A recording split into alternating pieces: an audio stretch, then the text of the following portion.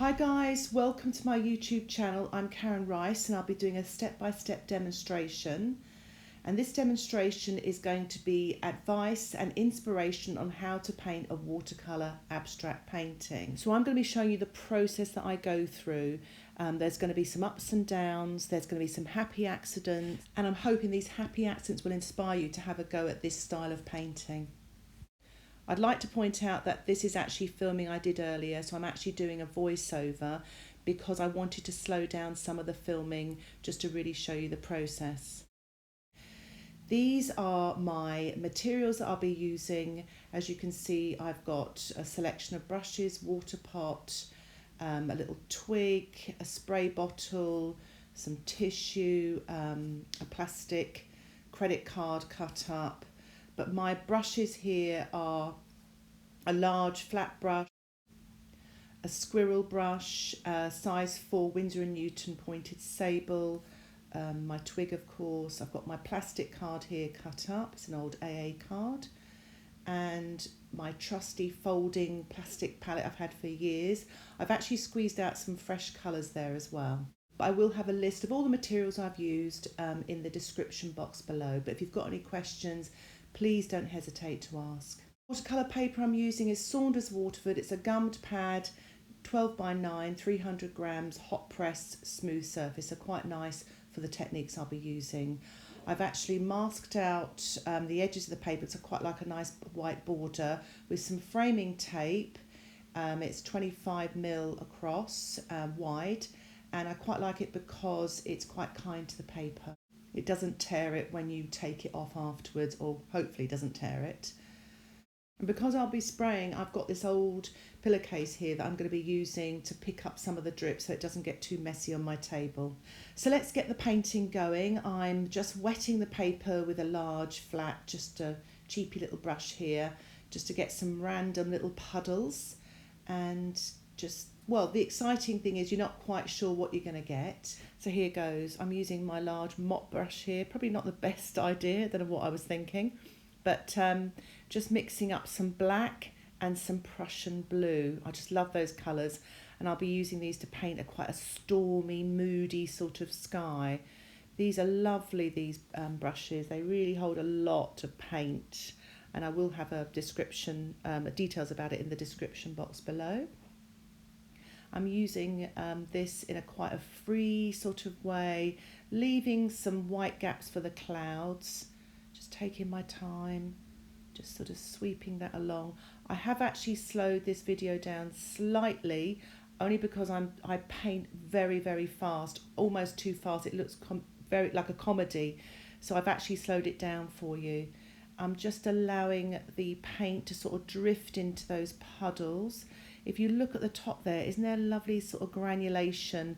The black paint does that. It's got a lovely texture to it. I mean, black can be quite underestimated. For years I told students not to use black. Now I love using it. I like using it to mix with other colours. It makes beautiful greens when mixed with yellow. I'm using mineral violet here. It's an M. Graham watercolour.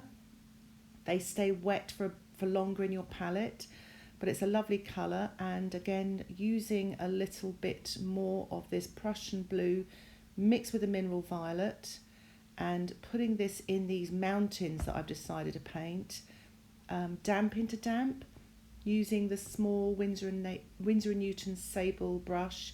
It's a pointed sable, so it gives you lots of nice detailed marks. So I'm just putting that in and letting the paint fuse together.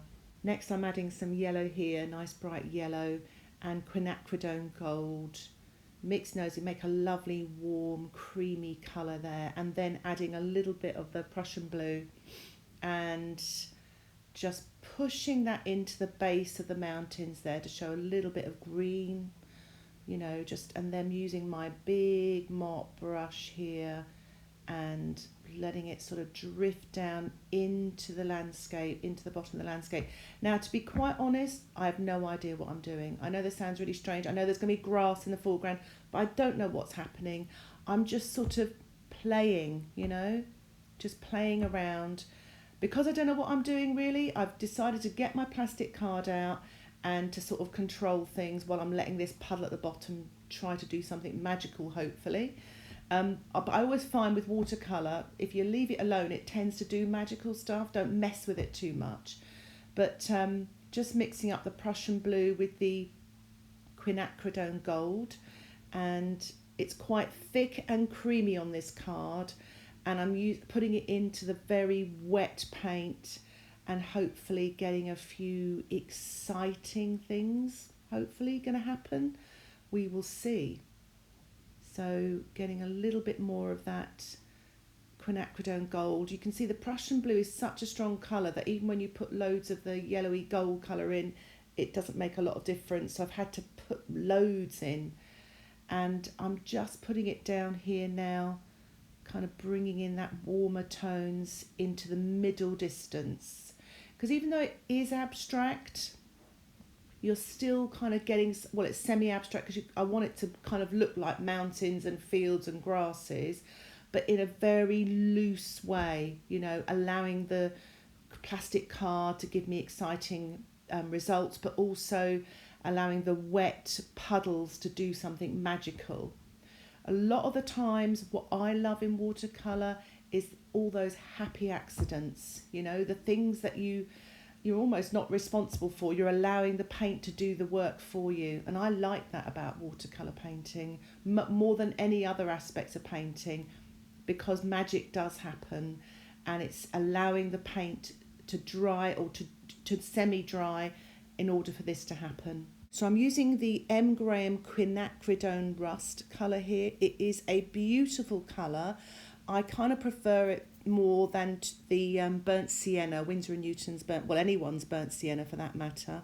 But I'm mixing it with the Prussian blue to get some sort of exciting darks. It's quite thick and creamy because I want to spray this later with a little spritzer bottle. So I'm putting it on a bit thick and creamy and just putting a little bit more on the right hand side here, just to create some little darks in my landscapes, maybe some rocks or whatever, you know, sort of bushes, whatever it's supposed to represent. We shall see, because sometimes when you start spraying, you can lose a lot of the painting, and that's the risk you take with this sort of style of painting. But the risks outweigh the whatever's going to happen, because you might get all these exciting results as well. So I'm happy to take those risks.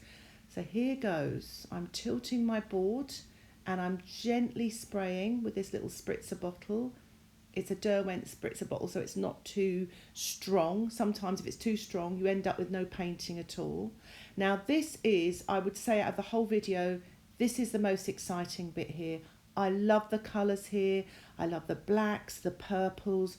It's just stunning. It's almost like a stained glass window effect. It's absolutely beautiful with those greens running through as well.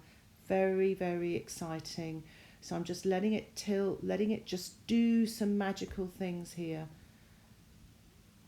And here's a close-up of what's going on. There's so much texture, etc.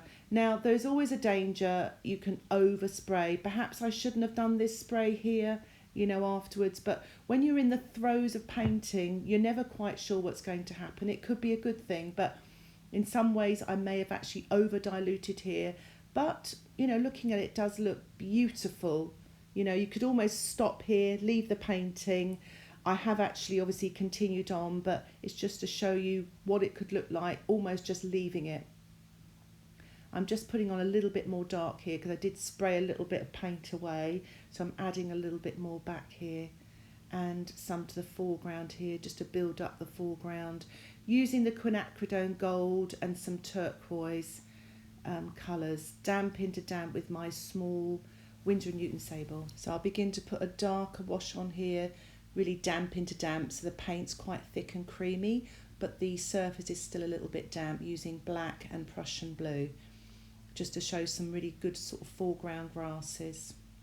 It's quite fun here because you're actually putting it on and just letting the paint sort of dissolve into the painting, and just to see what happens. Again, hoping there's going to be some nice happy accidents, but I'm just putting in some grasses here. It's quite soft, so it's sort of almost diffusing into the painting. I'm putting a little bit of a rich sort of green just on the base of that sort of mountain there. As you can see, it's dissolved in, I'm using the quinacridone rust in the foreground here just to to create a little bit of depth in the painting here. So I always quite like, it's always a good little tool to do these sort of grasses, just to sort of create a little bit of depth into your painting. This is a fun thing to do. This is an apple twig which I've sharpened with a pencil sharpener, and I quite like using it to draw with and to make some marks. As you can see in the background hills, I've used it to sort of scratch in and draw with some paint. So the paint's got to be sort of quite thick and creamy, and I'm using it to create some grasses and some marks in the foreground. But there's something freeing up about using a twig. I don't know, it feels very organic. But now I'm just using the plastic card, because the paint's quite thick and creamy at the foreground here, to lift off to show some lighter grasses. But yeah, you should try and use, I mean, these sort of plastic cards cut up, or twigs. They're really fun to use, and it kind of makes you braver and more creative because you get these different marks. This isn't your conventional watercolour painting. This is very different, and it may not be for all of you, but it's quite nice to watch to see the sort of different things you can do with watercolour. I'm using the card here now to print, to kind of create some darks to pull off. So I just love it. I mean, I really love this style of painting. It's very free, very loose, and creates some nice abstracts. So this is quite an interesting thing, because I'm actually using yellow, which is a lighter colour. Usually with watercolour you work light to dark. Well, I was actually using yellow to create some light or some yumminess in the foreground, and I'm just spraying that to let that yellow kind of sort of pull down so it covers an area, because it's got a bit washed out in the foreground, and just lightening up some of those grasses that I did earlier, just to soften them so they don't look too harsh. And also because I just love spraying and just seeing what happens. I think it's about time that I left my painting alone. I think I might just sort of mess it up. That's the thing with watercolour, you can actually spoil it by overworking. So I'm just taking off this masking tape now, giving you a little look at the painting. You can see now with the masking tape off, it's really nice to have that white edge. Even if you're not going to frame your pictures, it's just quite nice to have this white edge. It gives you a lovely frame around them. Thank you so much for watching and tuning into my YouTube channel. I hope you've been inspired. And why not just have a go, you know, using the plastic card and the spray bottle, etc., and just really sort of enjoy the process. If you'd like news of my latest videos, please subscribe to my YouTube channel and you'll get the updates of my latest videos. If you've got any questions, please put them in the comments section below. But thanks again for watching. Bye for now.